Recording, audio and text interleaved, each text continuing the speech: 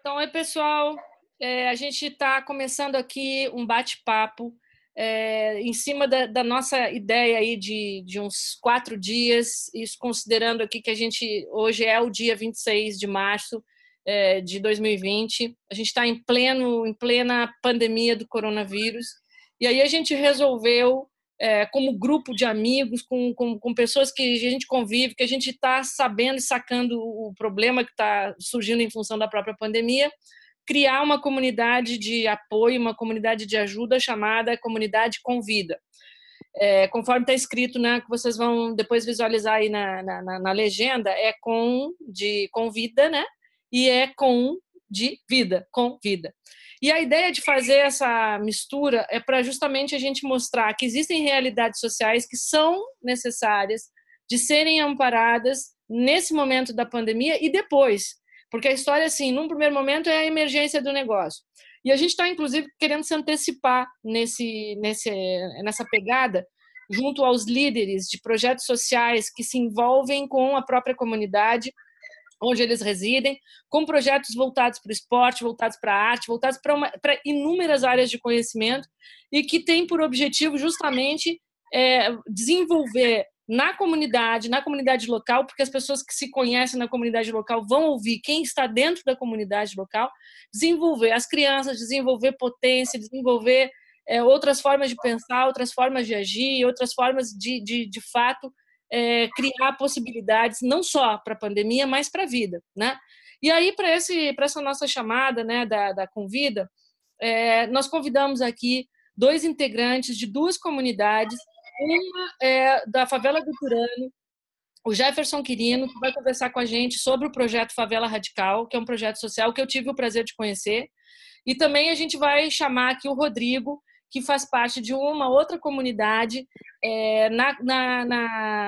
no Cantagalo, no Morro da Providência, no Cantagalo, né? E depois, se a gente conseguir, ainda tem a Cíntia, que vai chegar para falar do Morro da Providência e outras comunidades que estão aqui convidadas e que nesse momento não necessariamente estão agora aqui, mas que estão convidadas para entrar. Daqui a pouco pode ser que mais alguém entre.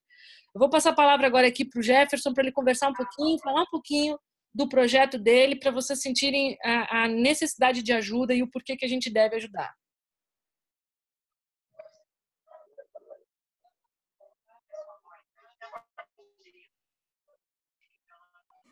Olá, boa noite a todos.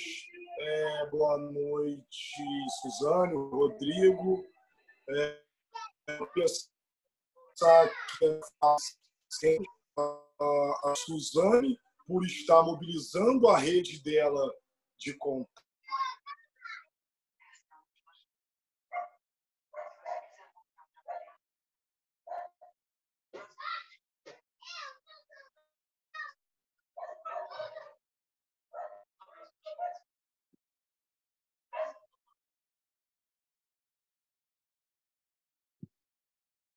Jefferson, a gente não está te ouvindo.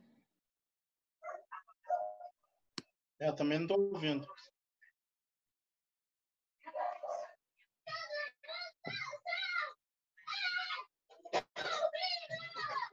Jefferson. Acho que o Jefferson caiu, Rodrigo. Vou ver se eu chamo ele de novo.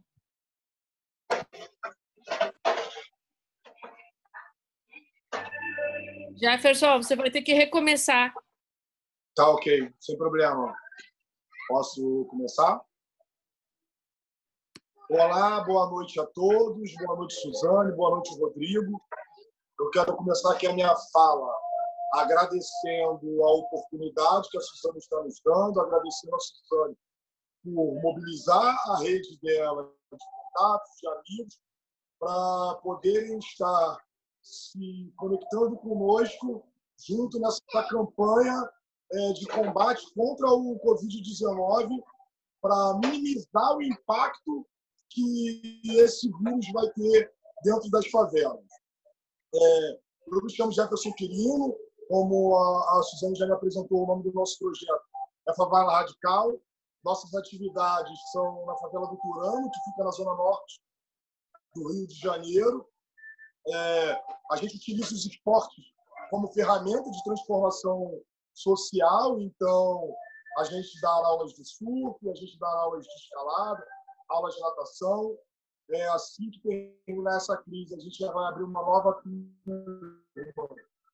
olímpica e a gente atende a 160 crianças dentro dessa comunidade. Essa campanha ela está sendo feita agora porque o período que a gente está enfrentando e a crise que a gente está enfrentando classifica as favelas como um grupo de alto risco. A gente viu serem criadas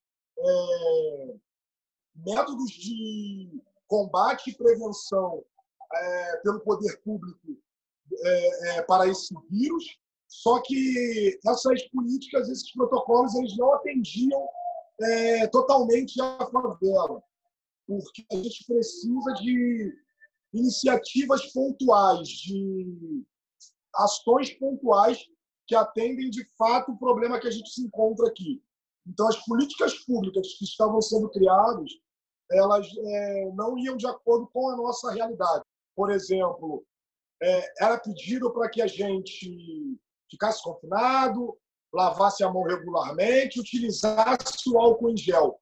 Só que, muitas das vezes, a gente tem problemas com falta de água, muitas das vezes a gente mora num cômodo com 5, 6 pessoas, e aí você não tem como separar esses familiares de quem é muito jovem dos idosos, porque muitas das vezes, além de a gente estar confinado em casas com muitas pessoas, são poucos cômodos nessas casas, e muitas das vezes a gente agora está se deparando com os preços abusivos da venda de álcool e água, principalmente.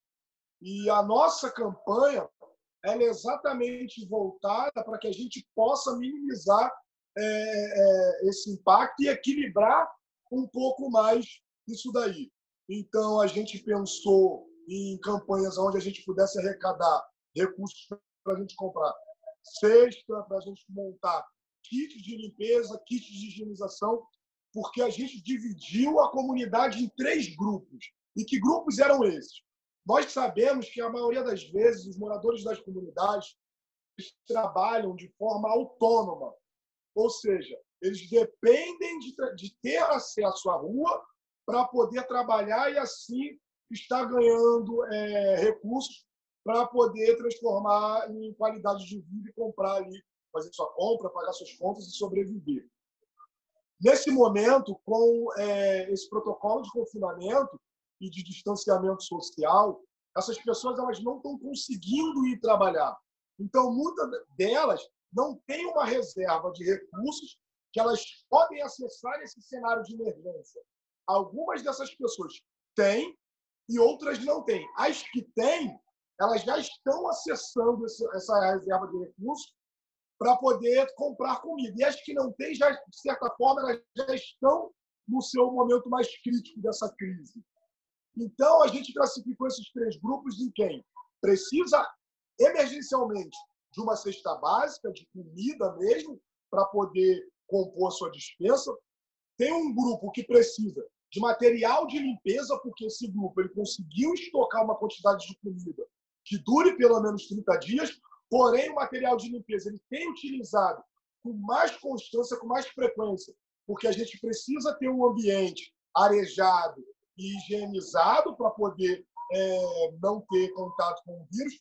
E tem um grupo que precisa da higienização. Que grupo é esse que precisa da higienização? Esse grupo é um grupo que ele sai de casa, ele não está em quarentena. Por que esse grupo não está em quarentena? Porque eles trabalham nos serviços básicos. Alguns são motoristas de ônibus, outros trabalham em supermercado, farmácia, posto de gasolina, hospitais. Então, essas pessoas elas precisam transitar na rua. E esse kit de higienização ele serve para essas pessoas se locomoverem com segurança, não se contaminarem, não contaminarem as pessoas com as quais elas vão ter contato e também não trazer esse vírus para dentro das suas casas. A nossa campanha ela vai conseguir atender uma quantidade de pessoas por um período limitado. Porém, agora a gente precisa também de ajuda para poder cobrar do poder público um comprometimento sobre as suas promessas. Porque, por exemplo, Usando o exemplo da cidade do Rio de Janeiro, foi dito pelo governo do Estado que a gente ganharia uma isenção na cobrança de água, gás e luz no próximo mês de abril. E alguns bancos também estão estendendo a cobrança das faturas do cartão de crédito. Se a gente conseguir que o Estado e o poder e a iniciativa privada se comprometem de fato a realizar essas ações, isso automaticamente fortalece todo o ciclo de assistencialismo que a gente está montando, porque o que acontece? Aí a gente está falando de uma diminuição significante no número de pessoas que a gente vai precisar atender, porque essas pessoas vão ter recursos para poder economizar e investir em comida. E aí as pessoas que a gente vai atender, que precisam desse atendimento emergencialmente, a gente consegue atender eles e parte do material que a gente está arrecadando, a gente consegue atender eles novamente no próximo mês. Então, esse ciclo ele vai durar de acordo com o que também o poder público fizer como ação para poder atender a essas pessoas.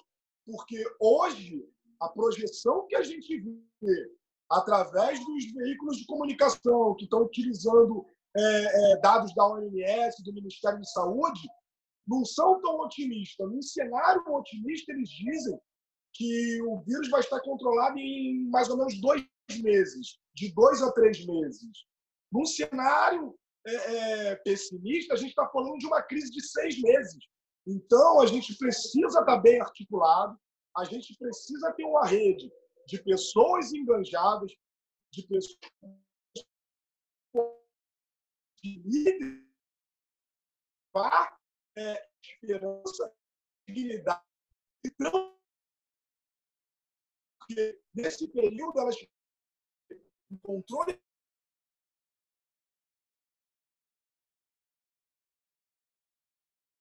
se reinventar e criar formas de elas conseguirem recursos para poderem se manter. A favela ela já tem a característica de sobrevivência. Eles já sabem trabalhar com escassez. Só que, nesse momento, a gente está contando com a escassez e com o caos de uma epidemia mundial, global. E isso, para pessoas que já vivem num cenário e numa atmosfera conflituosa, é complicado de a gente cobrar que essas pessoas elas consigam ter um emocional equilibrado para pensar nessas estratégias. Então, muitas das vezes, nós, como lideranças, que assumimos a responsabilidade de fazer a linha de frente para procurar soluções de como a gente minimizar o impacto desse problema, precisamos ser o canal de equilíbrio dessas pessoas. Precisamos levar para elas essa esperança que elas, em manifestações de fé, em manifestações coletivas ou através até mesmo de mídias sociais, estão pedindo como forma de externar o problema que eles têm, entendeu? Então, eu acho que, de uma forma resumida, a realidade que a gente vive hoje é essa, e o que a gente quer fazer é isso. Então, a ideia é formar esse time de líderes, porque aí eu acredito que essa liderança ela tem 2 pontas, ela tem nós que estamos aqui mergulhados de cabeça, que estamos aqui fazendo essa linha de frente mais exposta do problema, mas ela também tem vocês como parte dessa rede que nos alimenta, que é o combustível dessa rede, que nos ajuda a disseminar o antivírus para essa pandemia, sabe? E eu acho que esse fortalecimento dessas 2 pontas, quem ganha é quem está no meio. Quem está no meio, nesse momento, é a favela. Por quê? Porque a favela é quem é dependente. O problema do mundo, gente, é de todo mundo. E somente juntos a gente vai conseguir resolver esse problema. A gente cria problemas em rede. Então, a gente pode sim também criar soluções em rede. E eu acho que esse é o caminho. Se conectando, dando oportunidades uns para os outros de aprender, de colaborar e de criar soluções para a gente estar encarando essa crise aí e encontrarmos juntos uma solução.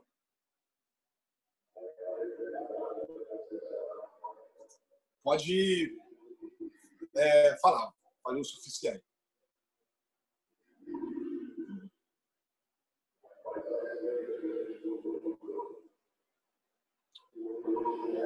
Suzane, o seu microfone está mudo.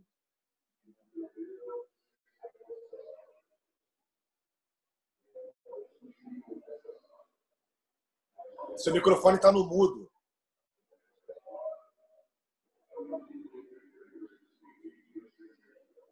Eu não estou te escutando. A gente não está te escutando, Suzane. Seu microfone está no mudo.